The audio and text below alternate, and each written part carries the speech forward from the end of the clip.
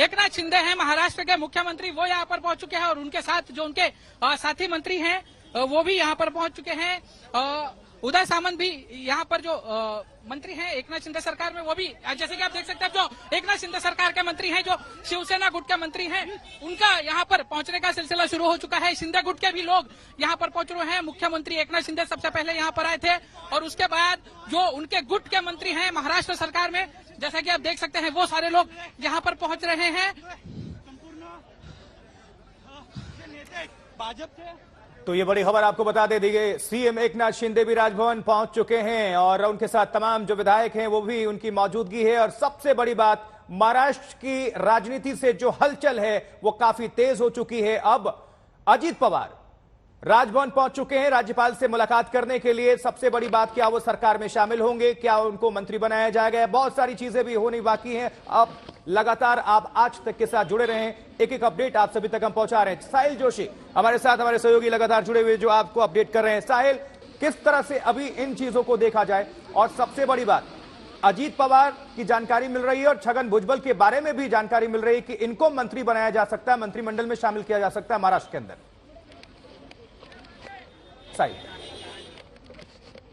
यही सवाल मैं दीपेश से ले लेता हूं। दीपेश, क्या अभी हलचल है, कौन कौन पहुंच चुका है और किस तरह के समीकरण बनते आप देख पा रहे हैं, सूत्र क्या बता रहे हैं, किस किस को मंत्री बनाया जा सकता है, या फिर सरकार में सपोर्ट देने के लिए, या फिर और अंदरूनी सूत्रों के हवाले से जो खबर आपके पास है वो अपडेट करें।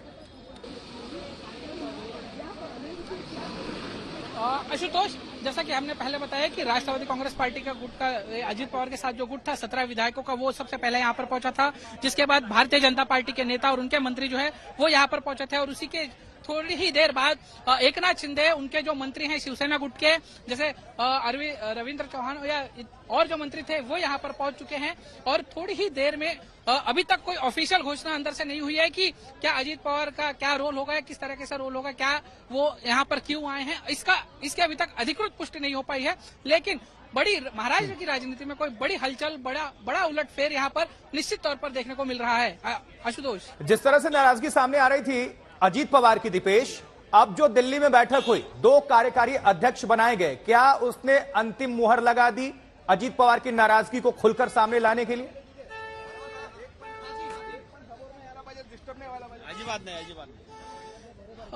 जी हाँ आशुतोष, अजीत पवार जैसे खुद पिछले कुछ दिनों से कह रहे थे कि उनको पार्टी में कोई ऐसी पोस्ट दी जाए जिसकी वजह से वो पार्टी में कुछ काम कर सके, पार्टी में कुछ कंस्ट्रक्टिव काम कर सके। और वो विरोधी पक्ष के नेता थे, वो भी उन्होंने उस समय पर जिम्मेदारी ली थी जब महाराष्ट्र में महाविकास आघाड़ी की सरकार गिर रही थी और उस समय पर एक कद्दावर नेता की जरूरत थी जो ऐसे समय में वो जिम्मेदारी उठा सके, और इसीलिए उन्होंने वो जिम्मेदारी ली थी।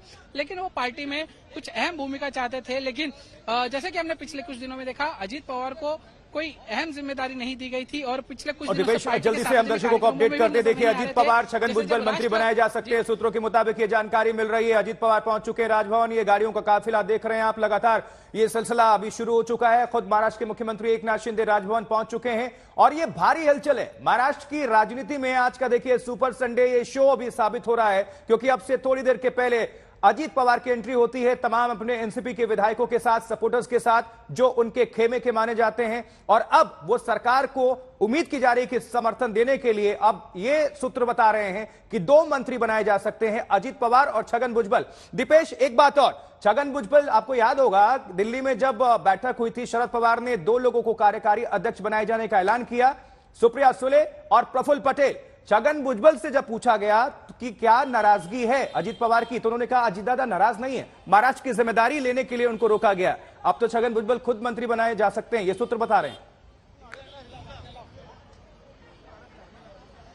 जी आशुतोष, बिल्कुल, जैसे पहले भी हमने कहा था कि जो केंद्र की राजनीति होती है राष्ट्रवादी कांग्रेस पार्टी की, उसमें अजीत पवार सक्रिय भूमिका में नजर नहीं आते, जिस पर अजीत पवार ने खुद ने भी कहा था कि उनको राज्य की राजनीति में ज्यादा दिलचस्पी है, ना कि केंद्र की राष्ट्रवादी कांग्रेस पार्टी की राजनीति में। और इसीलिए वो राज्य के पार्टी में ध्यान देना चाहते हैं, यहाँ पर अपना जो अनुभव है वो इस्तेमाल करना चाहते हैं। और इसीलिए उनको एक पार्टी में अहम रोल निभाने के लिए कोई पद की जरूरत थी, जैसा कि उन्होंने अपने बयान में पिछले पिछले दिनों कहा भी था और उसी के तहत आज ये बैठक भी बुलाई थी। आज बैठक में ये बताइए विस्तार से कि कौन कौन आपके साथ आ रहे हैं, क्या शपथ भी? अभी हम राजभवन में जा रहे हैं सीएम साहब के साथ, आने के बाद बताएंगे कौन कौन थे।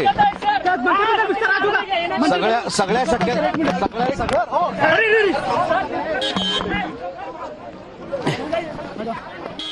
पाँच मिनट के बाद हमको आपको सब बताते हैं। 5 मिनट शिंदे के साथ जा रहे हैं आप, सरकार में शामिल होंगे? 5 मिनट आपको सब पता चल जाएगा आपको। बैठक में शामिल होने के लिए क्या कहा गया सर? आप किसकी ओर से आए? 5 मिनट आप किसकी ओर से आए? 5 मिनट साहेब तुम्ही का वर घ्या। बिल्कुल, तो एनसीपी के विधायक अभी आप देख रहे हैं महाराष्ट्र में भारी हलचल। और देखिए जिस तरह से आत्मविश्वास के साथ ये विधायक कह रहे हैं कि 5 मिनट में आपको सब कुछ पता चल जाएगा, यानी कि जल्द ही कोई बड़ा फैसला होने वाला है।